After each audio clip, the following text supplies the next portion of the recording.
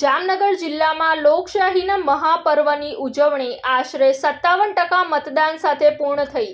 જામનગર રાજવીથી લઈ દિગ્ગજ નેતાઓ, ધારાસભ્યો, અધિકારીઓએ પોતાના મતાધિકારનો ઉપયોગ કર્યો।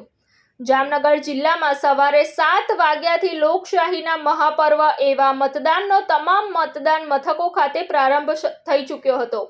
મતદાન કરવાનો સમય શરૂ થતાની સાથે જ પાત્રતા ધરાવતા લોકો મતદાન કરવા માટે પહોંચતા નજરે જોવા મળ્યા હતા। જામનગરમાં સવારથી જ મતદાન મથકો ખાતે જામનગરવાસીઓ ઉત્સાહપૂર્વક પોતાનો કિંમતી મત આપવા માટે પહોંચ્યા હતા। મતદાન કરવું એ આપણી નૈતિક જવાબદારી અને હક છે, ત્યારે સવારથી જ મહિલાઓ, યુવાઓ, સિનિયર સિટીઝન મતદાન મથકો ખાતે મતદાન કરવા પહોંચ્યા છે।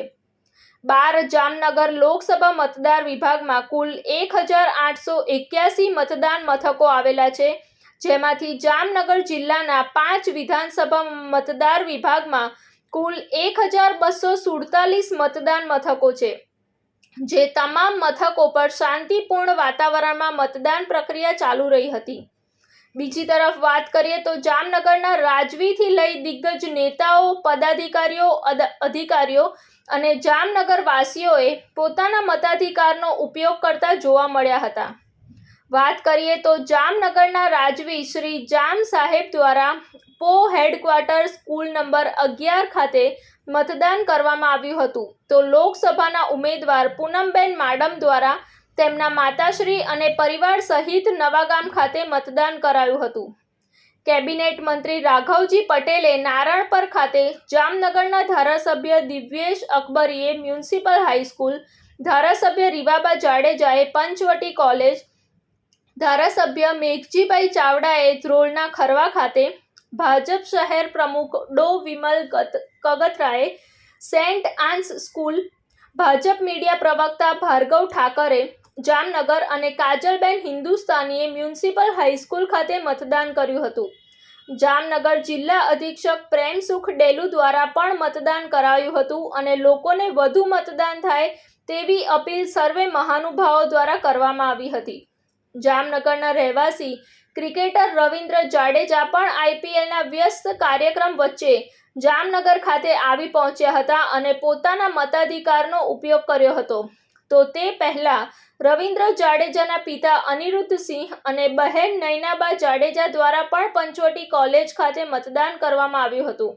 આમ એકંદરે કાળઝાળ ગરમી વચ્ચે જામનગરવાસીઓ દિગ્ગજ લોકશાહીના આ પર્વના સાક્ષી બન્યા હતા। મારી વિનંતી છે કે જેટલું બને એટલા લોકોએ મતદાન કરવાની હજી બને એટલા થોડી કલાકમાં પહોંચી જાઓ, આપણે દેશનું ભલું થાય અહીંયા આંગળી દબાવ। મહાપર્વ એટલે કે લોકસભાની આપણી ચૂંટણી અને એમાં આજે નાગરિક તરીકેનું મારું દાયિત્વ, મારી ફરજ મેં મતદાન કરી અને અહીંયા પૂરી કરી છે।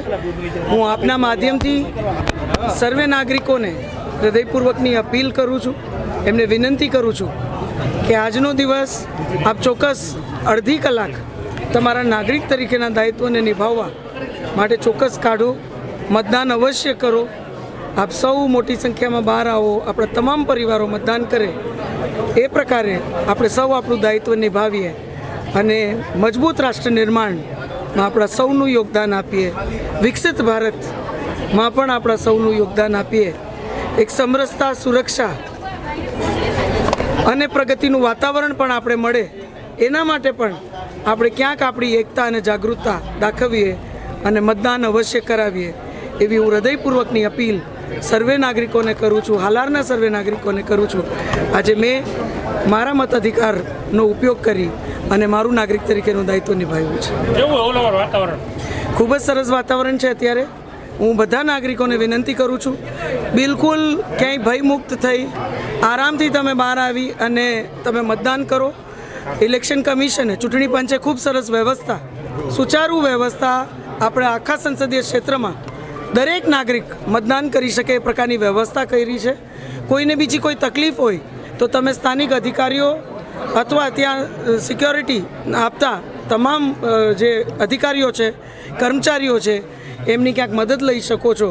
તો ખૂબ સારા વાતાવરણમાં અત્યારે મતદાન થઈ રહ્યું છે, ત્યારે હું વિનંતી કરું છું આપ સૌને અને તમામ જે પોલિંગ બૂથ્સ છે એમાં પણ જે પોલિંગ એજન્ટ્સ બધી પાર્ટીના રહેલા છે એમને પણ વિનંતી કરું છું કે બધા નાગરિકો આગળ આવી ભયમુક્ત વાતાવરણમાં મતદાન કરી શકે, આરામથી મતદાન કરી શકે, ફ્રીલી પોતાનો મતાધિકારનો ઉપયોગ કરી શકે, નાગરિક તરીકેનું પોતાનું દાયિત્વ નિભાવી શકે એ પ્રકારનું વાતાવરણ સમગ્ર જામનગર સંસદીય ક્ષેત્રમાં આપ સૌ જાળવો એવી હૃદયપૂર્વકની આપ સૌને અપીલ કરું છું. લોકશાહીના આ મહાપર્વની અંદર આજે મતદાન કરી અને જામનગરની જનતા ઉપર આશા છે કે 100% મતદાન કરી વિશ્વની સૌથી આ મોટી મહાલોકશાહી છે અને પર્વને ઉજવીએ અને દેશના હિતમાં, દેશના વિકાસમાં આ મતદાન કરશો એવી સૌને મારી નમ્ર અપીલ છે. ત્યાંથી તમે જોઈ શકો છો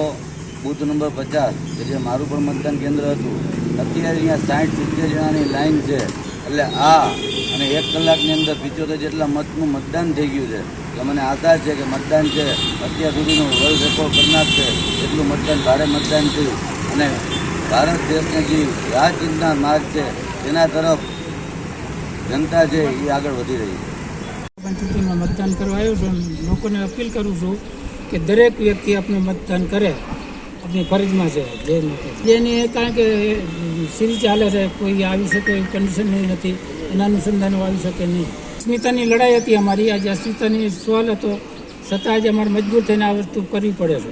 રાજપૂત સમાન મારી અપીલ છે કે આપણે અસ્મિતાની લડાઈ હજુ સુધી લડ્યા છે, આ લોકોએ આપણે વિરુદ્ધમાં રહેલા છે, હજુ સુધી આપણે કોઈ જવાબ નથી દીધો, આપણે કોઈ ગણના નથી લીધી રાજપૂત સમાજની.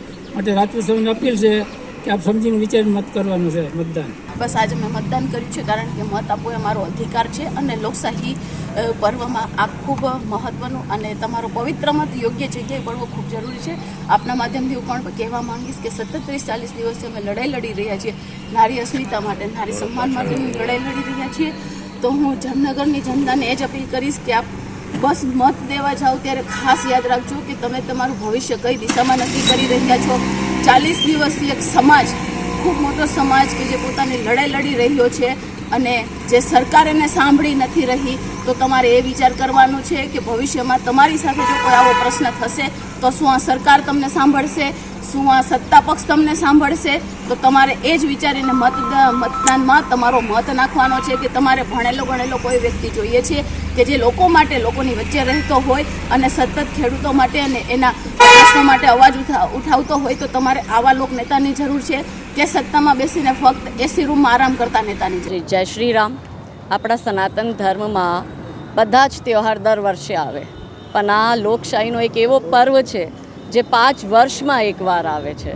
તો સમસ્ત નાગરિકોને એ જ મારી વિનંતી છે કે આ દિવસ છુટ્ટીના રૂપમાં ન મનાવીને એક પર્વના રૂપમાં ઉજવીએ અને મતદાન અવશ્ય કરીએ એક જાગૃત નાગરિકના રીતે. અને જેટલું વહેલું બને બપોર પહેલાં જેટલા પણ મતદાન થાય એ વધુ સારું.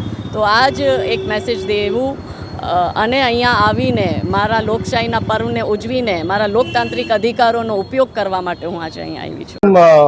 જામનગરની જનતાને એક અપીલ કરીશ કે તમામ નાગરિકોએ એક પોતાનો મત આપવાનો અધિકાર છે અને તમામ લોકોએ મત કરવો જોઈએ. Report Sanjeev Rajput, TV9 Gujarat, Jamnagar. જોતા રહો TV9 ગુજરાત, નિર્ભય, નિષ્પક્ષ, નિરંતર.